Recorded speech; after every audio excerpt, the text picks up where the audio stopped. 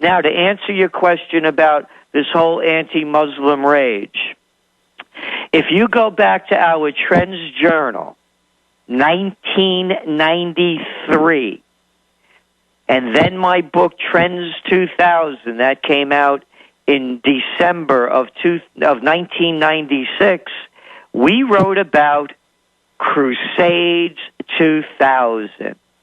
It was in the making, and it's continuing. What they're doing is it's to think that every Muslim is a lunatic is like saying that every Christian wants an inquisition. You know, it's ridiculous at this point, but they keep driving it further and further. But then you hear somebody like General Petraeus saying that burning the Quran could be dangerous to American troops. Hey, General Petraeus, how about invading Arab countries and occupying them and killing innocent people? You think that could be dangerous to American troops? Oh, no, our foreign policy has nothing to do with this. They don't like us because they don't like Americans because we go to Disneyland and shop at Walmart. So, let's look at the reality here. The reality is that these wars that America's fighting around the world, along with their British cousins, those lovely people whose flag never set on the English Empire and have conquered so many countries, could that be any of the reason for the anti-Americanism? Now you throw on top of it, let's go back to what happened after World War II. They're rebuilding Europe, and they want cheap labor. Where are they going to get it from? I got an idea. Let's get some Turks in there. So the Germans bring in a lot of cheap labor.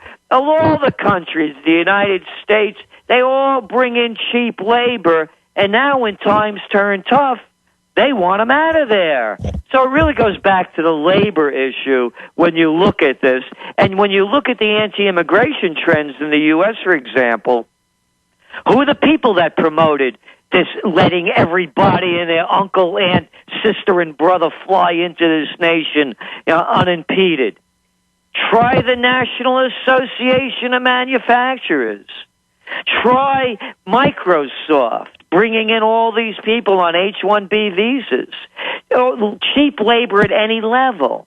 So that's what's really going on here. You have a population boom. You had go back 100,000 years ago. It took from 100,000 years ago to 1900 to put 1.5 billion people on the planet. 2 world wars later, the Vietnam War, the Korean War, the Afghan War, and on the wars. Now we have what? 6.5 billion? 6.7 billion? Too many people, not enough jobs. Immigration is going to be a major issue, and along with it becomes the religious and the racial. Right, so you're basically saying that we are being manipulated to kind of get at each other's throats.